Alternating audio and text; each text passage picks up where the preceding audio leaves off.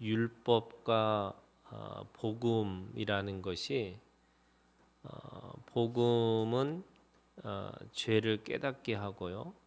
그 율법은 그 죄를 깨닫게 함으로 인해서 자신의 한계와 자신의 문제를 바라보는 게 율법의 기능 중에 하나가 있어요. 그래서 율법의 시대에 사는 사람들은 그 율법을 통해서 자신이 아무것도 할 수 없음을 깨닫게 하는 거죠. 복음은 그런 의미에서 복음은 그 율법의 완성이라고 할 수 있는 건데, 그 복음은 그 복음을 통해서 죄를 깨닫는 것뿐만 아니라 이제 죄와 싸울 수 있는 힘을 주시는 게 복음이라고 할 수 있습니다.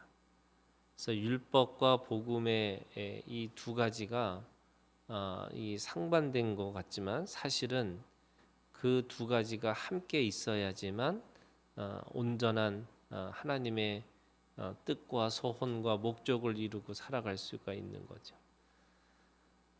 오늘 말씀에 보면은 이 세례 요한과 예수님의 것은 이 두 가지를 동시에 얘기를 하고 있는 거예요.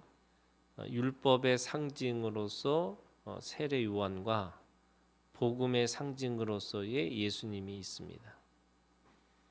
그래서 세례 요한은 율법에서 가장 최고의 그 정점에 있는 것이 바로 세례 요한의 사역이라고 할 수가 있는 거죠.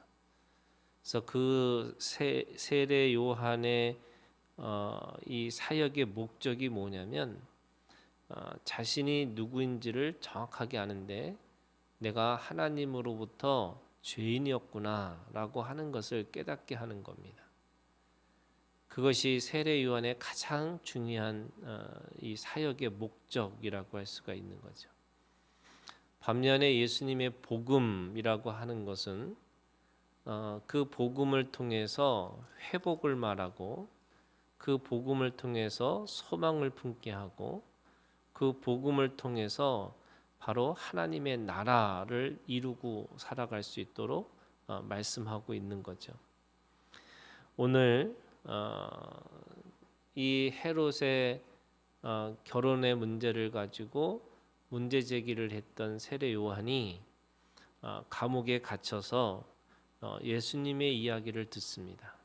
내 자신이 듣기에 보니까 예수님은 지금 이 율법의 이 관점에서 보면은 왜 하나님의 나라를 이루실 때 이 로마의 폭정 또는 이 괴뢰의 정부라고 하는 이 헤롯의 이 나라에 대해서 그것을 정확하게 문제 제기를 하지 않으시고 또 뿐만 아니라 그것에 대해서 전혀 관심이 없는 것처럼 보이니까 오늘 요한의 제자들을 둘을 불러가지고 다시 묻는 겁니다. 뭐라고 묻냐면 20절에 이렇게 19절에 이렇게 얘기하고 있죠.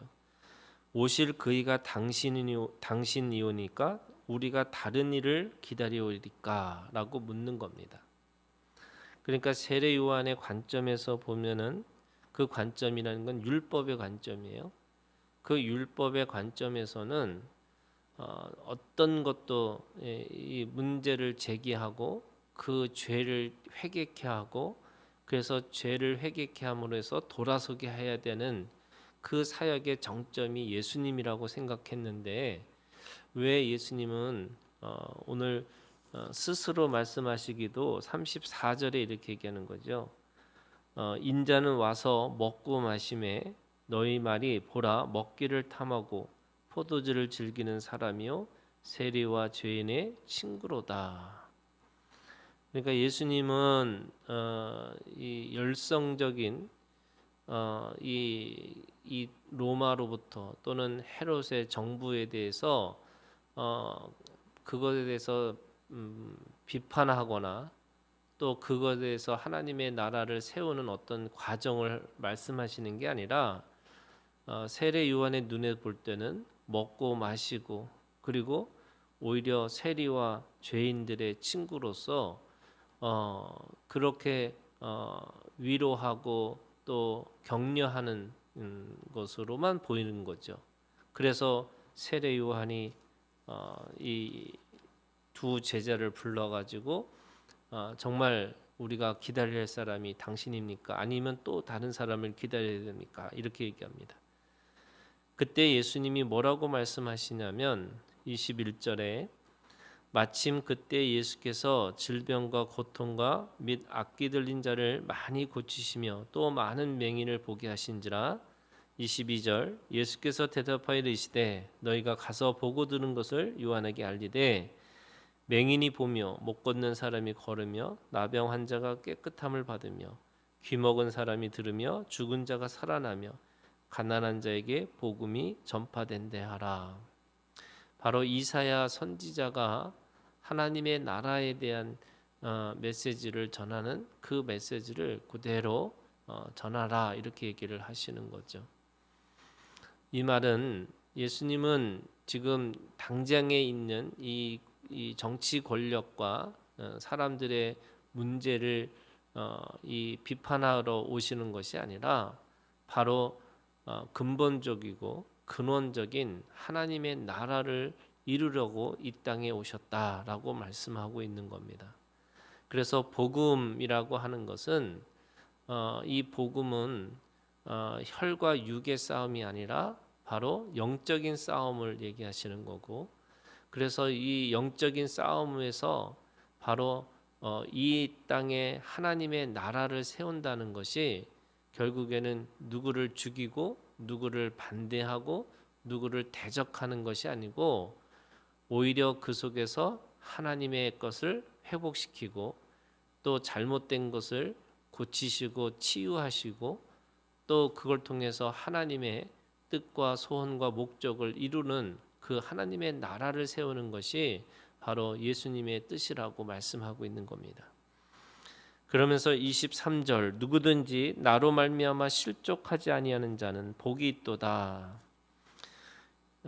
이 복음의 시대에서는 그 복음을 통해서 회복되어지는 것이 방점이 있는 거지, 그 복음을 통해서 다시 율법의 눈으로 또 그것이 뭐가 문제고 이렇게 얘기하는 것이 아니다라고 얘기하는 겁니다.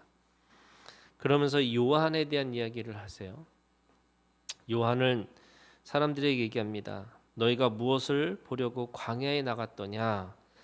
바람에 흔들리는 갈대냐? 이게 무슨 뜻이냐면 이 사람들이 마음의 갈대잖아요. 이래라 저래라 하는 이게 사람들에게 어떤 입장들을 들으러 거기에 간 거냐? 그런 거 아니잖아요. 그러니까 이 흔들리는 갈대라는 게 사람들이 가지고 있는 신념 또는 사람들이 가지고 있는 이데올로기 같은 그런 거예요. 우리가 지금 똑같은 일이 벌어지고 있잖아요. 정치적인 입장이 뭐냐 이거를 묻는 것과 같은 거예요. 그거 들으러 너희들이 세례 요한한테 간 거냐. 25절에 그러면 너희가 무엇을 보려고 나갔더냐? 부드러운 옷 입은 사람이냐? 이 부드러운 옷 입는 사람 또는 보라 화려한 옷을 입고 사치하게 지내는 자는 왕궁에 있느니라. 그것 세례 요한 때문에 그 말씀을 듣고 뭔가 부자로 살 것인가 또는 내가 더 어떻게 잘 살 수 있을까 이거 들으려고 간 거냐. 왕궁에 가는 게 훨씬 더 거기에 부를 누리는 사람들이 있지 않냐. 그러면서 26절에 그러면 너희가 무엇을 보려고 나갔더냐? 선지자냐? 옳다. 내가 너에게 이르노니 선지자보다도 훌륭한 자니라. 세례 요한은 결국에는 선지자로 말씀을 들으러 간 거 아니냐. 그래서 그 말씀에 가장 탁월한 사람이 바로 세례 요한이었는데 그 세례 요한의 말씀이 뭐냐? 27절에 보라 내가 내 사자를 네 앞에 보내노니 그가 내 앞에서 네 길을 준비하리라. 세례 요한의 최고의 사역이 뭐냐면 말씀이 뭐냐면 바로 예수 그리스도가 이 땅에 오셔서 바로 메시아를 통해서 하나님의 나라의 도래를, 바로 하나님의 나라가 가까이 왔다라는 것을 선포하고 또 그것을 외치는 자로 그를 부르셨다라고 말씀하시는 거죠. 그러면서 28절에 내가 너에게 말하노니 여자가 낳은 자 중에 요한보다 큰 자가 없도다. 그러나 하나님 나라에서는 극히 작은 자라도 그보다 크니라. 이게 비교하는 것과 같은 거잖아요. 무슨 말이냐면 이 세례 요한은 율법의 마지막 선지자예요. 그 율법의 마지막 선지자지만 누굴 봤냐? 바로 예수님을 만난 겁니다. 그러니까 이 세례 요한은 율법의 선지자 중에는 구약의 선지자 중에서는 최고의 선지자인 거죠. 왜냐하면 그는 율법을 가지고 예수님을 만났기 때문에, 또 예수님을 또 준비했기 때문에 최고의 선지자였습니다. 그럼에도 불구하고 그는 그 복음의 시대에 발을 딛고 그 속에 들어가지 못한 거죠. 그러니까 이 하나님의 나라에서는 극히 작은 자라는 게 뭐냐면, 이 세례 요한은 복음의 시대를 예수님을 복음을 만났지만 그 복음의 시대를 살지는 못했다는 거예요. 죄와 싸웠지만, 죄를 회개하는 그 말씀을, 율법을 가지고 있었지만 죄와 싸워서 하나님의 나라를 살지는 못하는 거죠. 이게 어떤 거냐면, 이 죄와 싸우는 것과 이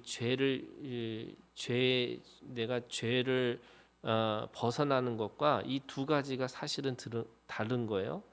그래서 영어로 얘기하면 from sin이 있고요, against sin이 있는 거예요.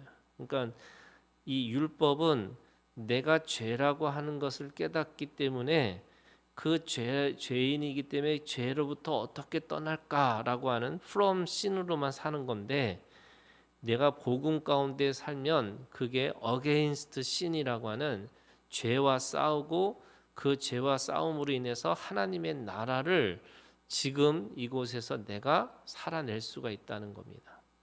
그래서 율법의 시대의 사람들에게는 하나님의 나라는 하나님의 도래가 와야지만 내가 그 속에서 경험하고 살아갈 수 있다고 생각하는 건데, 바로 예수님이 하나님의 나라로 오셨고 지금 이곳에서 하나님의 나라를 살아낼 수 있는 능력을 주셨다는 거예요. 그게 죄와 싸우는 복음입니다. 그러니까 율법의 시대에서는 죽었다 깨도 그 하나님의 나라를 경험할 수가 없는 거죠. 이 복음이, 예수님이 오셔야지만 아주 구체적이고 실제적인 하나님의 나라를 살아낼 수 있다라고 말씀하고 있습니다. 그러면서 예수님은 비유를 드시는 거예요. 31절에 이 세대의 사람을 무엇으로 비유할까? 그러면서 아이들이 하나는 결혼식의 놀이를 하고 하나는 장례식 놀이를 해요. 그래서 그 놀이 속에서 서로 부르는 거죠. 피리를 불어도 너희가 춤추지 않고 곡하여도 너희가 울지 아니하였다. 서로 그 놀이를 통해서 자신의 것을 같이 공감하게 만드는 그런 놀이를 하는 건데, 서로가 그렇게 공감하지 않으려고 노력하는 거예요. 그게 무슨 말이냐? 30절에 보면 바리새인과 율법 교사들은 그의 세례를 받지 아니하므로 그들 자신을 위한 하나님의 뜻을 저버리니라. 그러니까 세례 요한은 율법의 마지막 그 선지자로서 그 역할을 했다면 그들이 가서 같이 울어줘야 되는 거예요.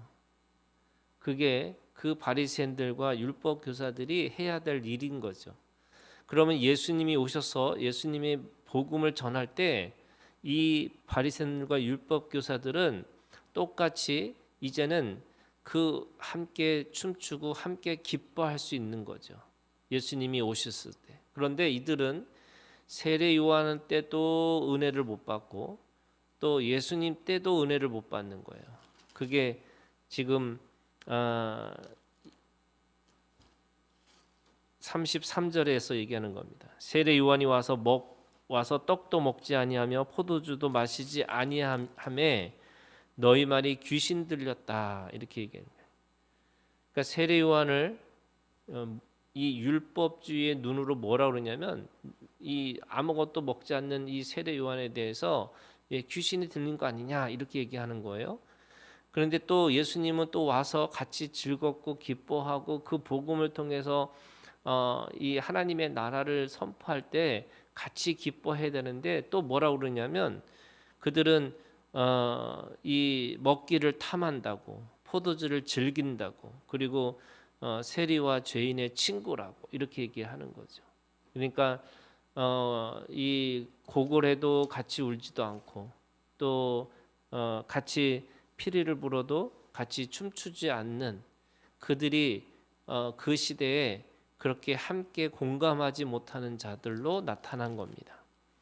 그래서 35절에 지혜는 자기의 모든 자녀로 인하여 옳다함을 얻느니라. 이 자기의 모든 자녀로 인하여 이 말은 하나님의 자녀는요 그때 가까이 할 때가 있고 멀리 할 때가 있고 미워할 때가 사랑할 때가 있는 것처럼 율법의 시대에서는 율법의 시대에서 살면 하나님이 그 안에서 구원을 주세요.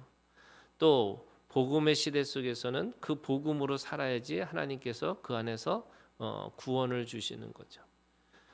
오늘 우리는 이미 복음의 시대 그리고 성령의 시대를 살고 있습니다. 그러면 오늘도 우리가 이 성령의 시대에 살면서 똑같이 지금 옛날에 율법주의로 또 율법의 시대처럼 살면 안 되는 거죠. 그때마다 하나님이 우리에게 주시는 은혜를 따라서 오늘도 믿음으로 승리하는 오늘 우리가 되기를 주님의 이름으로 축원합니다.